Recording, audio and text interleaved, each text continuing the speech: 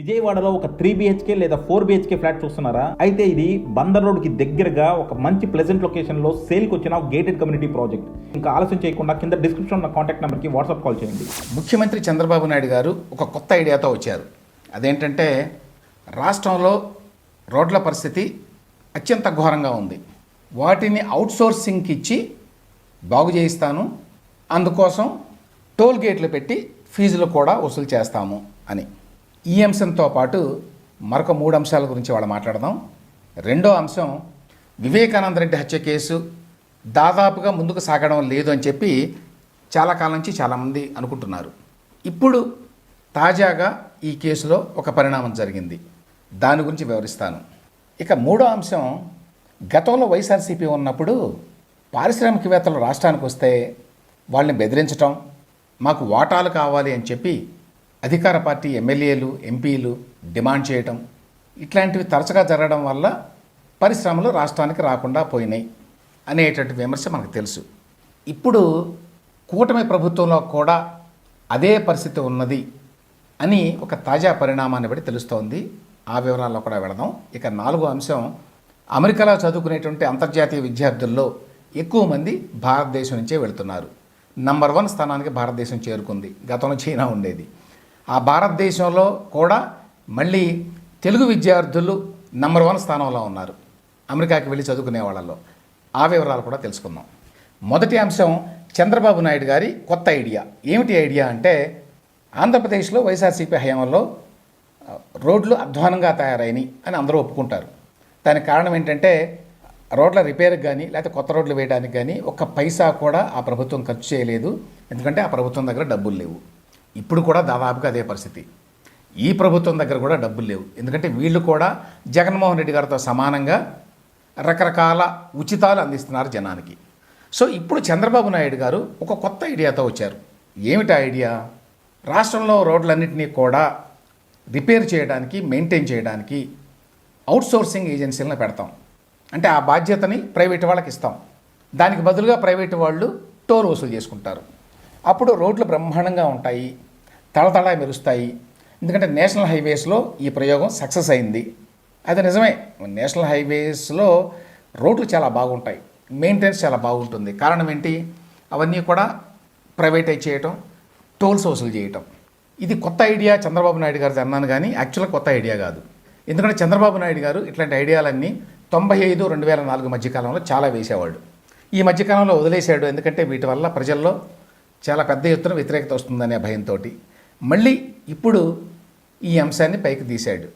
నిన్న అసెంబ్లీలో మాట్లాడుతూ ఈ ప్రస్తావన చేశాడు. ఏమన్నాడంటే ఆయన, ఇప్పుడు రోడ్లు బాగు చేయాలంటే డబ్బులు లేవు, అందువల్ల కొత్త ఐడియాతోటి, అవుట్ ఆఫ్ ద బాక్స్ ఐడియాతోటి మనం రావాలి.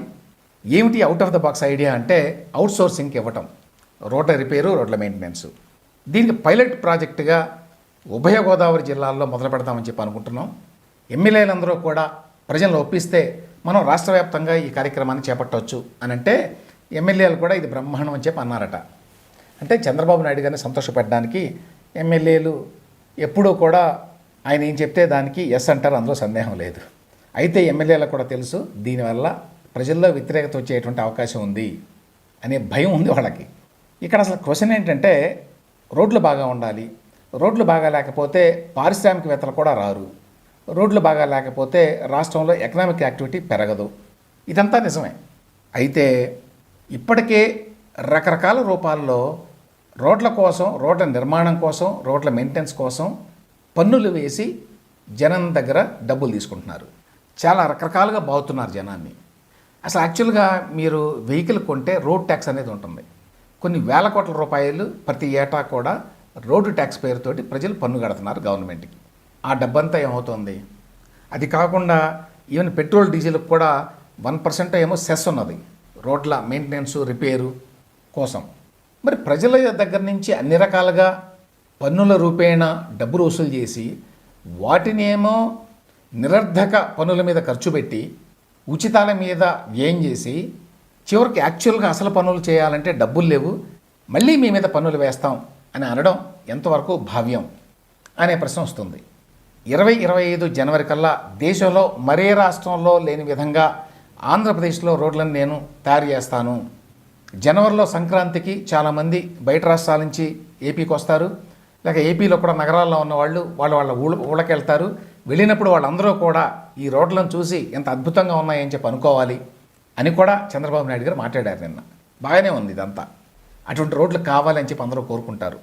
అయితే ఇట్లా ఆల్రెడీ అనేక రకాలుగా ప్రజల మీద పన్నులు వేసి పీడించి డబ్బులు తీసుకొని వాటినేమో వృధా వ్యయం చేసి దుర్వినియోగం చేసి లేకపోతే ఉచితాల పేరుతోటి పంపిణీ చేసి ఇప్పుడేమో మీకు రోడ్లు కావాలా అయితే ట్యాక్సులు కట్టండి, మీకు ఆసుపత్రులు కావాలా అయితే ట్యాక్సులు కట్టండి, మీకు స్కూల్స్ కావాలా అయితే ప్రత్యేకంగా పన్నులు పే చేయండి అని అనడం ఎంతవరకు కరెక్ట్?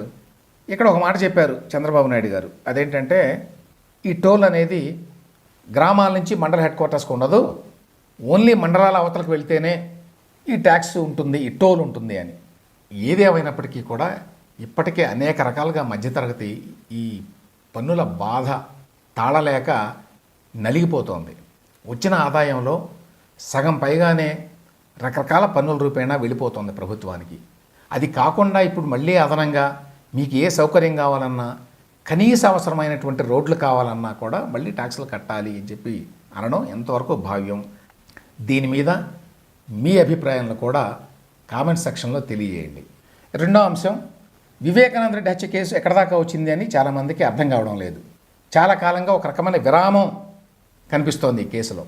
అయితే ఇప్పుడు తాజాగా ఒక చిన్న పరిణామం, ఒక చిన్న డెవలప్మెంట్ జరిగింది. అదేమిటంటే సుప్రీంకోర్టు వారు అవినాష్ రెడ్డికి నోటీసులు ఇచ్చారు. ఈ కేసులో దేనికి ఇచ్చారు అంటే సునీతారెడ్డి వేసినటువంటి కేసులో ఇచ్చారు. సునీతారెడ్డి ఏమని వేశారు? ఒకటేమో అవినాష్ రెడ్డి బెయిల్ రద్దు చేయాలి అని చెప్పి. ఈ బెయిల్ తమాషా మనకు తెలుసు ఏం జరిగిందో. అప్పుడు యాక్చువల్గా అవినాష్ రెడ్డిని అరెస్ట్ చేయడానికి సిబిఐ ప్రయత్నిస్తే అది సాధ్యం కాకుండా అప్పటి జగన్మోహన్ రెడ్డి గారి ప్రభుత్వం అన్ని రకాలుగా అడ్డుకుంది. సిబిఐ వాళ్ళు కూడా ఏమీ చేయలేక చేతులు ముడుచుకుని వెళ్ళిపోయారు. ఆ తర్వాత గప్చిప్గా ఒకరోజు ఆయనకి బెయిల్ ఇచ్చినట్టుగా ప్రకటించారు పరువు కాపాడుకోవడానికి. ఆ తర్వాత సునీతారెడ్డి గారు సుప్రీంకోర్టులో ఈ బెయిల్ రద్దు చేయండి అని కేసు వేశారు. ఆ కేసుకు సంబంధించి సునీతారెడ్డి గారు మరొక అంశాన్ని సుప్రీంకోర్టు ముందుకు తీసుకొచ్చారు. అదేమిటంటే అవినాష్ రెడ్డితో పాటు శివశంకర్ రెడ్డి బెయిల్ కూడా రద్దు చేయాలని చెప్పి సునీతారెడ్డి గారు కోరారు. దీనికి సంబంధించి ఆవిడ నిన్న సుప్రీంకోర్టు నోటీస్కి కొత్త అంశాన్ని తీసుకొచ్చారు. అదేమిటంటే ఆ మధ్య కాలంలో అంటే జగన్మోహన్ రెడ్డి గారు ముఖ్యమంత్రిగా ఉండగానే ఈ శివశంకర్ రెడ్డి కుమారుడు డాక్టర్ చైతన్యారెడ్డి అనే అతను జైలుకు వెళ్ళి అక్కడ జైల్లో ఉన్నటువంటి దస్తగిరి ఎవరైతే ఈ కేసులో అప్రూవర్గా మారారో ఆ దస్తగిరిని ప్రభావితం చేయడానికి ప్రయత్నించాడు, లేక బెదిరించడానికి ప్రయత్నించాడు అనేటువంటి ఆరోపణతోటి ఒక ఎఫిడవిట్ వేసింది సునీతారెడ్డి గారు సుప్రీంకోర్టులో. దానికి సంబంధించి విచారణ జరిగింది నిన్న. సుప్రీంకోర్టు వారు ఏమడిగారంటే ఈ చైతన్యారెడ్డి అనే డాక్టరు గతంలో కూడా ఎప్పుడూ తరచుగా వెళ్ళేవాడా అంటే రెగ్యులర్ విజిటర్ ఆయన as a doctor to the jail అంటే అది కాదు అని చెప్పి వెల్లడైంది. ఈసారి మాత్రమే వెళ్ళాడు ఆయన, గతంలో ఎప్పుడూ వెళ్ళలేదు. ఈ విషయం తెలిసిన తర్వాత సుప్రీంకోర్టు వారు ఈ చైతన్యారెడ్డికి నోటీస్ ఇచ్చారు, అవినాష్ రెడ్డికి నోటీస్ ఇచ్చారు. దాంతోపాటు ఇంకా విశేషంగా చెప్పుకోవాల్సింది ఏపీ గవర్నమెంట్ కూడా నోటీసులు ఇచ్చారు. ఎందుకంటే ఆ జైలు ఏపీ గవర్నమెంట్ ఆధ్వర్యంలో ఉంటుంది కాబట్టి. ఇక్కడ ఈ కేసు ముందు ముందు ఒక మలుపు తిరగడానికి అవకాశం కనిపిస్తోంది. ఎందుకంటే గతంలో జగన్మోహన్ రెడ్డి గారి ప్రభుత్వం ఉన్నది కాబట్టి అక్కడ సునీతారెడ్డి గారి కేసుకు వ్యతిరేకంగా అవినాష్ రెడ్డికి ఇతర నిందితులకి అనుకూలంగా ఏపీ గవర్నమెంట్ తన కేసును ప్రజెంట్ చేసేది సుప్రీంకోర్టులో. ఇప్పుడు ఆ అవకాశం లేదు. ఇప్పుడు ఏపీ గవర్నమెంట్ ఉన్నది ఉన్నట్టుగా సుప్రీంకోర్టు ముందు చెప్పేటువంటి అవకాశం ఉంది. అది అవినాష్ రెడ్డిని చిక్కుల్లో పెట్టేటువంటి అవకాశం ఉంది. దాంతోపాటు వివేక హత్య కేసుకు సంబంధించి మరొక అంశం కూడా సుప్రీంకోర్టు ముందుకు వచ్చింది. అదేంటంటే వివేకానంద రెడ్డి మాజీ పిఏ ఎంఈ కృష్ణారెడ్డి అనే అతను సునీతారెడ్డి మీద, ఆమె భర్త నరెడ్డి రాజశేఖర రెడ్డి మీద ప్లస్ సిబిఐ అధికారి అప్పటి అధికారి రామ్ సింగ్ మీద ఎదురు కేసులు పెట్టాడు, వాళ్ళు నన్ను బెదిరించారు అని. ఈ కేసుని కొట్టేయండి అని చెప్పి ఇప్పుడు సునీతారెడ్డి దంపతులు, రామ్ సింగ్ వీళ్ళంతా కూడా సుప్రీంకోర్టులో వేశారు. దానికి సంబంధించి కూడా కృష్ణారెడ్డితో పాటు ఏపీ గవర్నమెంట్కి సుప్రీంకోర్టు నోటీసులు ఇచ్చింది. సో ఇది ఒక ముఖ్యమైన డెవలప్మెంటు. ఒకటి అవినాష్ రెడ్డికి నోటీసులు ఇవ్వడము అంటే అవినాష్ రెడ్డి యొక్క పాత్రని ఎస్టాబ్లిష్ చేయడానికి అవినాష్ రెడ్డి సాక్షుల్ని ప్రభావితం చేయడానికి ప్రయత్నిస్తున్నాడు అనే అంశాన్ని వెలుగులోకి తీసుకురావడానికి ఇప్పుడు ఇచ్చినటువంటి ఈ నోటీసు దోహదం చేయొచ్చు. రెండవది, ఈ కేసుల్లో ఏపీ గవర్నమెంట్ కూడా సుప్రీంకోర్టు నోటీసులు ఇచ్చింది కాబట్టి రేపు ఏపీ గవర్నమెంట్ సునీతారెడ్డి వాదనలకు అనుగుణంగా వివేకానంద రెడ్డి హత్య కేసులో నిజమైనటువంటి హంతకుల్ని పట్టించే విధంగా సుప్రీంకోర్టులో తమ వాదనల్ని ప్రజెంట్ చేసేటువంటి అవకాశం దొరికింది. ఇప్పుడు గతంలో అవకాశం లేదు, జగన్మోహన్ రెడ్డి గారి ప్రభుత్వం ఉన్నది కాబట్టి. ఆ రకంగా చూసినా కూడా ఈ కేసులో రాష్ట్ర ప్రభుత్వానికి నోటీసులు ఇవ్వడం ఇప్పుడు అనేది చాలా కీలకమైన పరిణామంగా చెప్పుకోవాలి. ఇక ఇవాల్టి మూడో అంశం, గతంలో వైఎస్ఆర్సీపీ ప్రభుత్వం అధికారంలో ఉన్నప్పుడు పరిశ్రమలు రానిచ్చేది కాదు అంటే పారిశ్రామికవేత్తలు బెదిరించేవాళ్ళు, అందుకని పరిశ్రమలు వచ్చేవి కావు. ఏ రకంగా బెదిరించేవాళ్ళు? రెండు రకాలుగా. ఒకటేమో మాకు వాటా ఇవ్వాలి మీరు ఏ పరిశ్రమ పెట్టాలన్నా, రెండేమో మీరు ఇక్కడ పరిశ్రమ పెట్టాలి అంటే మాకు డబ్బులు ఇవ్వాలి, మీరు ఇక్కడ నిర్మాణం చేయాలంటే మాకు డబ్బులు ఇవ్వాలి, మా పర్మిషన్ లేకుండా మీరు ఇక్కడ ఏమీ చేయడానికి వీల్లేదు అనేవాళ్ళు, ఏ కాంట్రాక్టర్నైనా ఏ పారిశ్రామికవేత్తనైనా. విచిత్రం ఏంటంటే ఆ పరిస్థితులు ఇప్పుడు కూటమి ప్రభుత్వం వచ్చిన తర్వాత కూడా మళ్ళీ కనిపిస్తున్నాయి. తాజాగా వైఎస్ఆర్ జిల్లా జమ్మలమడుగు నియోజకవర్గంలో Adani company pumped storage plant నిర్మాణం జరుగుతోంది. ఈ నిర్మాణం జరిగే చోటకి జమ్మలమడుగు ఎమ్మెల్యే ఆదినారాయణ రెడ్డి గారి మనుషులు వెళ్ళి వాళ్ళని బెదిరించి రాళ్ళేసి గ్లాసులు పగలగొట్టి అక్కడ వాహనాలను ధ్వంసం చేసి వాళ్ళని బెదిరించారట. మా ఎమ్మెల్యే గారిని కలవకుండా నువ్వు ఇక్కడ పనులు ఎట్లా మొదలు పెడతావు? ఎవరిది కంపెనీ? అదానీది. అదానీ అయినా అంబానీ అయినా ఎవరైనా లెక్కలేదు. మా నియోజకవర్గానికి మా ఎమ్మెల్యేనే కింగ్. ఎమ్మెల్యే గారికి వాటా ఇవ్వకుండా, ఎమ్మెల్యే గారి పర్మిషన్ తీసుకోకుండా ఇక్కడ పరిశ్రమ పెట్టడానికి వీల్లేదు, నిర్మాణం జరపడానికి వీల్లేదు. దీని మీద ఈ అదానీ సంస్థ ప్రతినిధులు మంగళవారం రాత్రి పొద్దుటూరు పోలీస్ స్టేషన్లో ఫిర్యాదు చేశారట. ఏమిటి ఈ ప్రాజెక్ట్ అంటే 470 ఎకరాల విస్తీర్ణంలో 1000 మెగావాట్ల సామర్థ్యంతో పంప్డ్ స్టోరేజ్ విద్యుత్ ప్లాంట్ నిర్మాణాన్ని ఈ అదానీ కంపెనీ ప్రారంభించింది. ఇంకా విశేషం ఏంటంటే ఈ విధంగా బెదిరిస్తున్నారు అని చెప్పి వాళ్ళు ఆల్రెడీ ముఖ్యమంత్రి చంద్రబాబు నాయుడు గారికి కంప్లైంట్ చేశారట. ఫిర్యాదు చేస్తే ఆయన 2 రోజుల కిందటే బీజేపీ ఎమ్మెల్యే అయినటువంటి ఆదినారాయణ రెడ్డి గారిని పిలిచి ఆయన్ని మందలించారట. అసలే మనకి పరిశ్రమలు రావడం లేదు, పారిశ్రామికవేత్తలు రావడానికి భయపడుతున్నారు, గతంలో జగన్మోహన్ రెడ్డి ప్రభుత్వం చేసిన నిర్వాహకం వల్ల మన మొహం చూడడానికి ఎవరు ఇష్టపడడం లేదు, అందుకని నేను ఎంతో కష్టపడాల్సి వస్తుంది, ఎంతో కష్టపడి అందరినీ కన్విన్స్ చేసి నేను పారిశ్రామికవేత్తలను తీసుకొస్తుంటే ఏపీకి మీరంతా ఇట్లా బెదిరిస్తుంటే ఈ విధంగా మీరు బెదిరిస్తుంటే ఈ విధంగా డబ్బుల కోసం వాళ్ళని పారిపోయేది చేస్తే ఎలాగా అని చెప్పి ఆయన అడిగారట.